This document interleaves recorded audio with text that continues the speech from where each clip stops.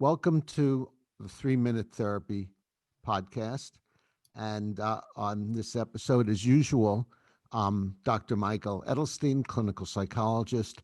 I'm joined by my co author of 3 Minute Therapy, Dr. David Ramsey Steele. And we have a special guest today, Pam Popper. And I've been familiar with Pam's work on the whole food plant based diet for many years. Pam is the founder and president of Wellness Forum Health, founder of Make Americans Free Again, and author of COVID Operation: What Happened, Why It Happened, and What's Next. And I invited Pam on to discuss some statements that Pam made, uh, not as the center of a podcast she had published, but just along with it. And those statements bared on our work when we help people who have emotional disturbance, anger, anxiety, depression, guilt, procrastination, and addictions. So we were just going to discuss some of those and go into a little detail about them. So, Pam, one of the things I wrote down when I was listening to one of your podcasts was that you said people can hurt you emotionally. So, is this something that you meant literally or something you stand by, or would you like to explain more in detail what you mean by that? Yeah, well, I think people can hurt you emotionally if you allow them to. And I think it takes a long time for people to find out that they don't have to allow it and how to not allow it. And that goes to a lot of things, ranging from setting boundaries, which some of us are not taught very well to do when we're younger, and also to sometimes determining that some people don't really have a place in your life anymore, or a different place in your life. You're entitled to protect yourself. But I think that if you're feeling hurt emotionally by another person, you have a lot of choices of what to do about it. And you can choose not to allow people to hurt you anymore, or to reframe what's going on. And, I'll give you an example. My mother, I think, hurt me a lot emotionally until I realized the person hurting was her. And lashing out, if you see a dog who's been hit by a car, and you go out in the middle of the street to help it, it might bark at you and bite you. And I think that's a little bit of what went on with my mother. So, Uh, yeah, I see. And I agree with everything you said, but uh, in REBT, Rational Emotive Behavior Therapy, founded by Albert Ellis, we have a more fundamental view of that, along with the things you said, changing the situation so you don't have contact with these people if possible. But our view is that our emotions come from our own thinking, not from others' words. Uh, to quote Epictetus, men are disturbed not by things, but by the view which they take of them. So if you're in a situation where you're unable or it's highly disadvantageous to avoid a person that criticizes you nastily, let's say, you still have another choice, and that is changing your thinking, because if your emotions come from your thinking, then if you feel hurt or angry or anxious, it comes from your thinking, your views, your attitudes, your beliefs. And normally, if you have inappropriate, disturbed feelings, like one of those, then that's a result of what you're thinking. Does that make sense?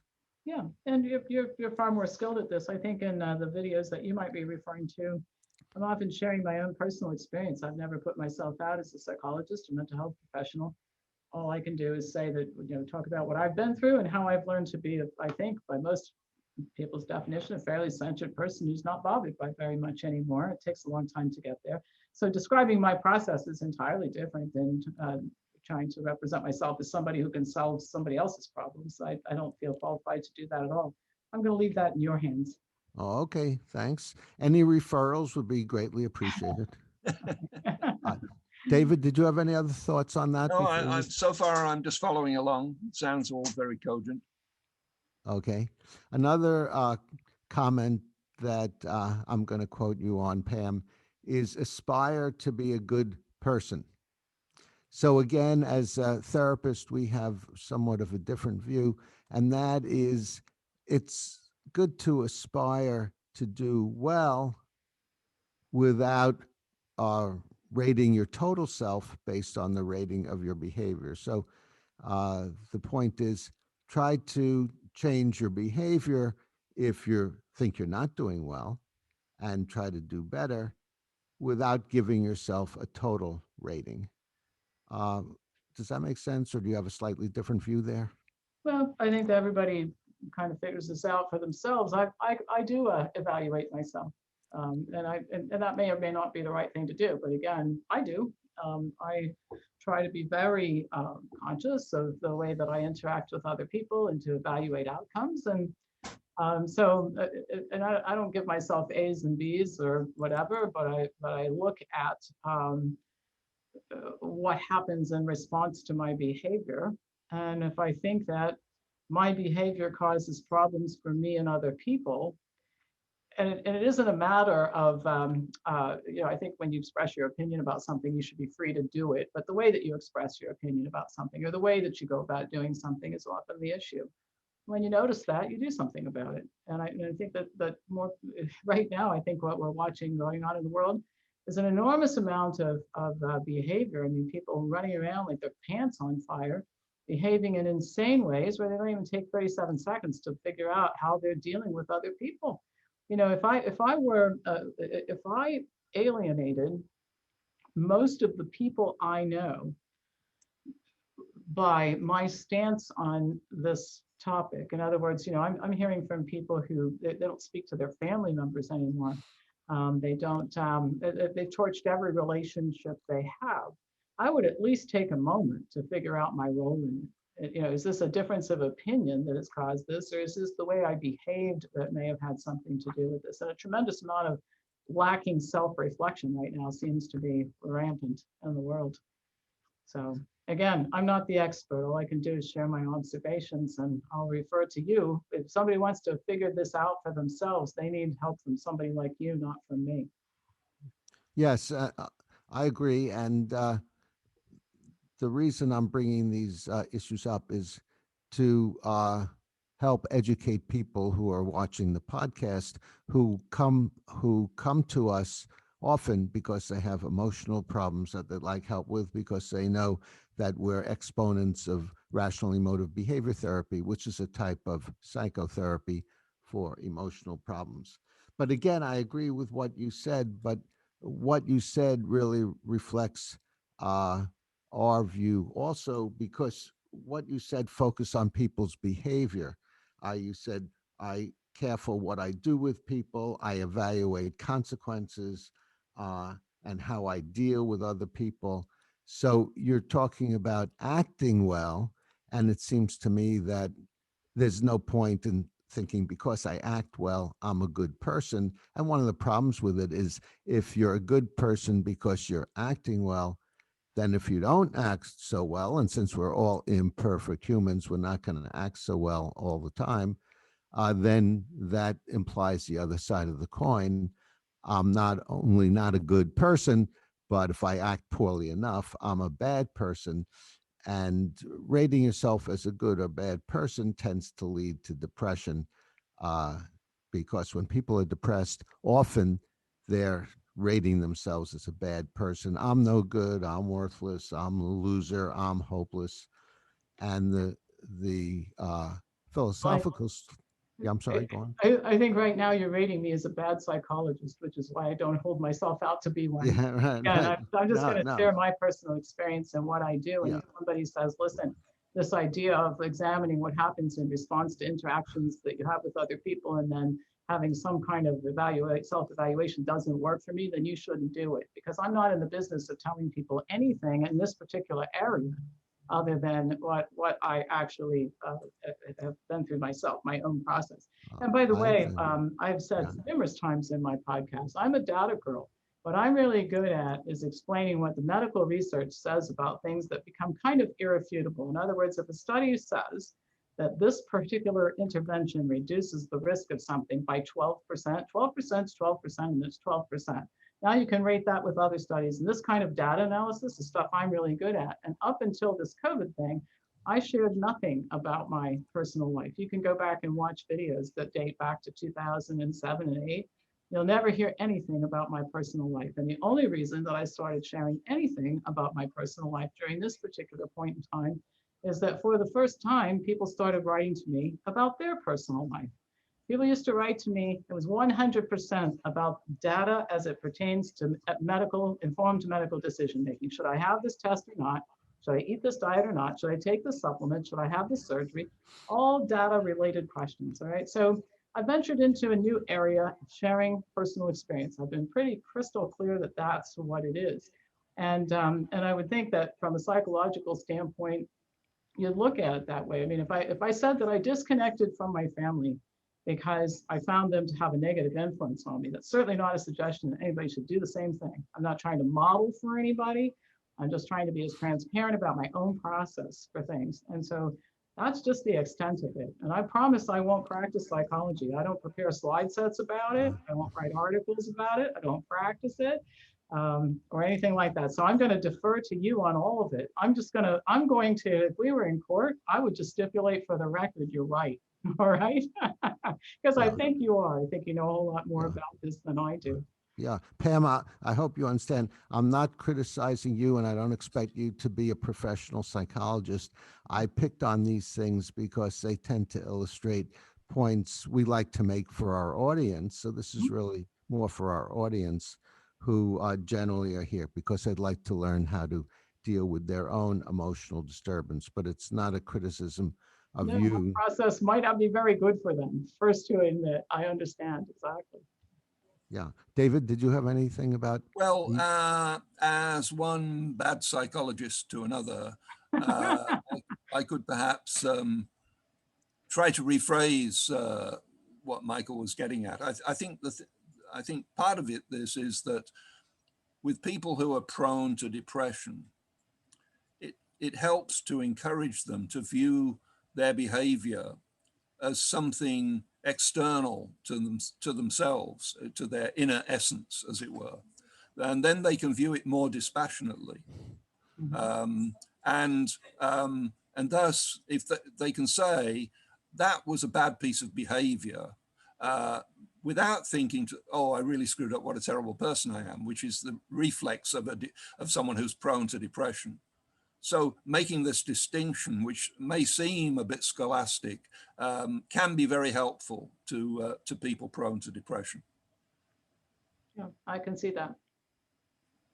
Okay, good clarification, David. Thank you. And then on the last point, I think we'll have a similar kind of discussion, and that is you said you're against unconditional love. Now, we're against unconditional love also, so we agree on that. But we have what we think is a better way to view it, and that is, which is unconditional, but it's unconditional self-acceptance. It means accepting yourself as the imperfect, fallible human you are, whether you do well, poorly, or not at all, you're still the same imperfect human. Perhaps that's what you meant by unconditional love, or perhaps this is from your own experience. But did you have thoughts about that, Pam? Well, I wasn't talking about unconditionally loving myself, okay? Because I think you're spot on that you can't look at everything that you do that doesn't turn out so well as a reflection upon who you are and the value you have as a human being. And I wish there was some magic wand that would make me never lose my temper, never get short with people. There's nothing like that, right?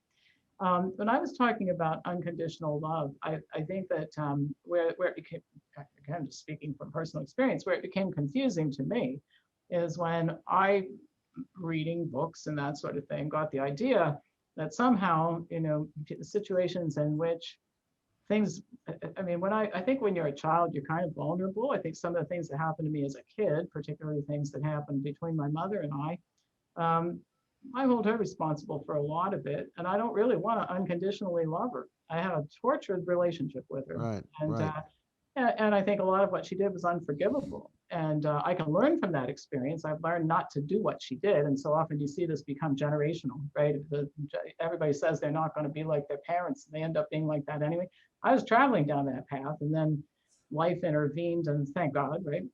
But I think that the surefire way to feel terrible about yourself is when you feel that you can't unconditionally love people who've done terrible things. And I got over that on my own. Somebody else might say, listen, the only way I can survive is to unconditionally love people who did terrible things to me. I don't have a right or wrong answer to it. I can only say that I thought it was very liberating for me to be able to say to somebody else, my mother did a lot of terrible things. I had a tortured relationship with her. I didn't speak to her for a couple decades at one point in time. And I don't think we ever had a significant discussion about anything before she died. So how do I feel about her? Certainly not the way most mothers want their kids to feel about them, you know? And I don't feel that I didn't love her enough, or that there was something wrong with me for not being able to generate those feelings that mothers expect their daughters to have for them. I refuse to feel bad about myself for not being able to care about them more, if that makes any sense. Oh, yeah, it makes a lot of sense. And we teach people to refuse to feel bad about themselves while feeling bad about some of their behaviors in order to improve uh, their behaviors and not to improve their total selves. So, and the reason I bring this up is not to correct you so much as to serve as an illustration for clients that when they uh, put themselves down or get depressed, a good solution is don't put criticize your behavior, but don't criticize your total self. Accept yourself unconditionally as a flawed, fallible, imperfect human you are, who is always going to make mistakes, act poorly, get disapproval at times, but through all that, you're the same imperfect human. So it sounds like you would be on board with that. You just express it a little differently. Is that right? Yeah, exactly. Yeah. Okay, very good. Either of you have any final words? Well, uh, I was raised by my wicked stepmother, who presented herself to me as my real mother, but later I found out uh, the real situation. And I didn't really like her at all. And whoops, let's shut this down. So I fully understand that kind of thing. It strikes me that when people talk about unconditional love, there are conditions, but they can't. What they're saying is, at the time when they say they have unconditional love, they don't think that those conditions are going to apply. You know, um, in other words, they say, I unconditionally love this person. What they're saying is, I trust that person not to get to the point where the conditions apply. And as well as liking them a lot, I'm pretty certain I'm never going to stop loving them. And I suppose that's harmless. That's a harmless attitude. Yeah. Okay, David, thanks for the clarification. And thank you again, Pam, for being on with us and subjecting yourself to our psychological I would thinking. like to ask you, Pam, if you're any relation to Sir Karl Popper, the I philosopher. wish, not that I know of, but some of my family were from Eastern Europe, where he was originally from. But Yes, he was I from quote, Vienna. yeah, I quote him all the time in terms of when I teach people how to look at science. When we're looking again back to my wheelhouse, which is objective, information and facts.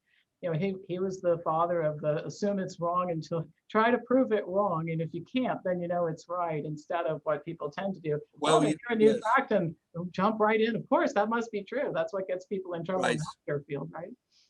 right. Well, you try to prove it wrong, and if you can't, for the time being, you accept it, even Yeah. though later you might prove it wrong. Right, but at least we're all talking about doing it scientifically instead of the way that health information is so often discussed. He said, she said, and somebody else said, and I read a book and somebody else read a book. Everybody's doing this hearsay, these circular discussions that can never end. You can't ever arrive at a conclusion. And so, and health can't be there's always room for discussion, but when you're trying to make a decision about something that you have to do right now, there are right and wrong answers. Not necessarily that everybody would arrive at the same answer. I mean, two people can look at the same house and one person wants to live there and another one doesn't. It's the same house, right? Right. But you can at least, I mean, the objective parts of the house, there are trees on the lot, the square footage, the tax base, right? The value per square foot. Those are the objective things that you can look at and agree on. And then you can make a decision, do you want to buy this house? Well, a lot of health is decided the same way. You know, should I have this surgery? Well, there's risk associated with doing it and not doing it. What's your perception of the risk if you understand it in objective terms? And I think Popper, the other Popper, not this one, had the right idea about how to approach questions like that. Okay, very good. Well, thanks Right. for no extra Spoken like a charge. true Popperian. Thank you. For no extra charge, our viewers got a dose of scientific thinking. And and again, thank you very much, Pam, for coming on. Thanks for having me. Yes, You're thank you, welcome. Pam. And Chris Rossini, thank you for the technical side of it. If you enjoyed the podcast, give us a like. And if you would like to be a guest, Pam survived, it looks like, survived quite well. If you'd like to be a guest, let us know. If you have questions or disagreements, put it in the comments. And give us, take a look at Patreon to support us and read our book, 3 Minute Therapy to Stay on the Rational Side of Life.